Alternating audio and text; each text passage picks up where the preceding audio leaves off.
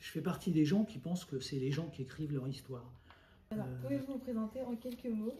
Quel est votre parcours professionnel? J'ai oublié de le dire tout à l'heure d'ailleurs.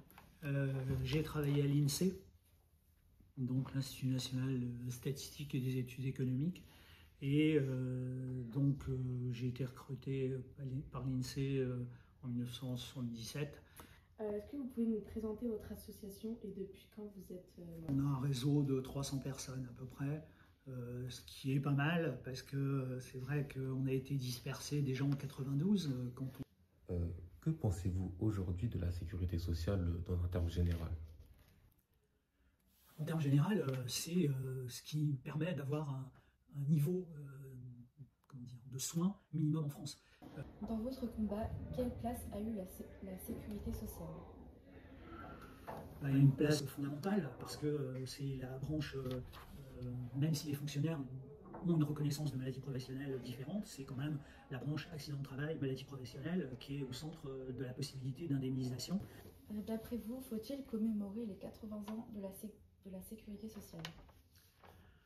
C'est extrêmement important. Et si la représenter la Sécu, c'est bon, ça pourrait être un ensemble de gens qui se rassemblent pour une meilleure santé, tout simplement. Je sais pas, une espèce de fête, genre le premier jour des Jeux Olympiques, cette espèce de ferveur qu'on voyait avec tout le monde, avec le sourire, la joie dans les yeux, parce que oui, c'est une grande chose, c'est une grande idée.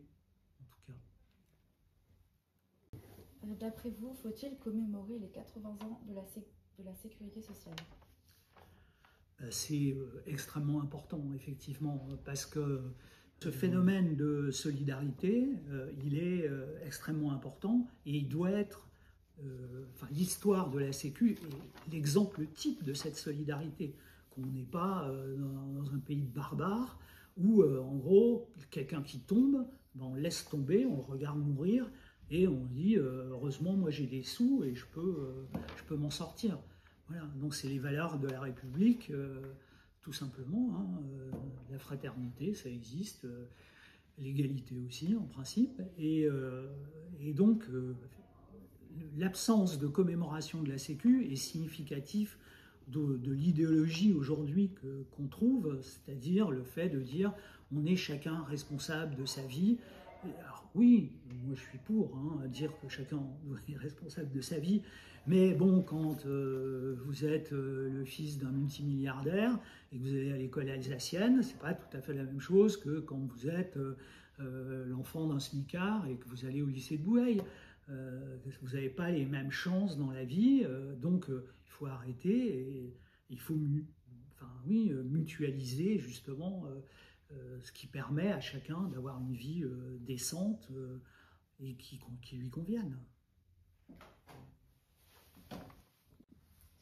Comment voyez-vous l'avenir de la sécurité sociale? Moi, je fais partie des gens qui pensent que c'est les gens qui écrivent leur histoire.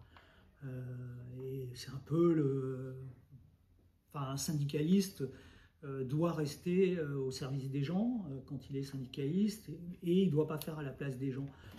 Pensez-vous que la sécurité sociale protège suffisamment les victimes de l'amiante?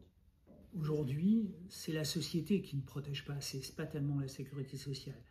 La société permet qu'il y ait des matériaux amiantés encore dans des établissements scolaires, par exemple.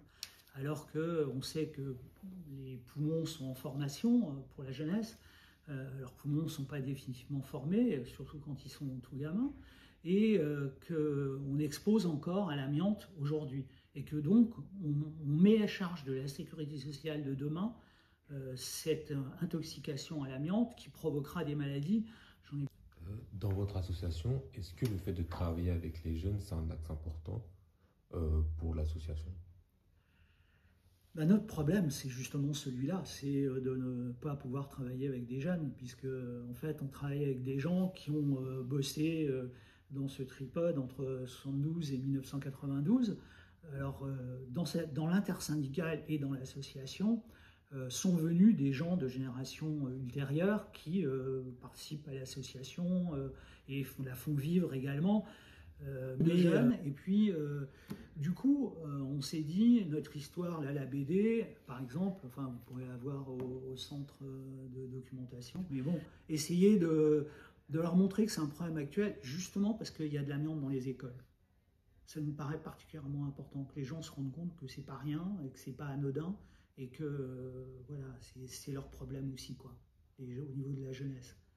Et puis, la jeunesse est très sensibilisée aux problèmes environnementaux, mais peu aux questions à l'entreprise, dans l'entreprise. Enfin, on serait content de faire passer le message et auprès d'un certain nombre de jeunes que ça intéresse,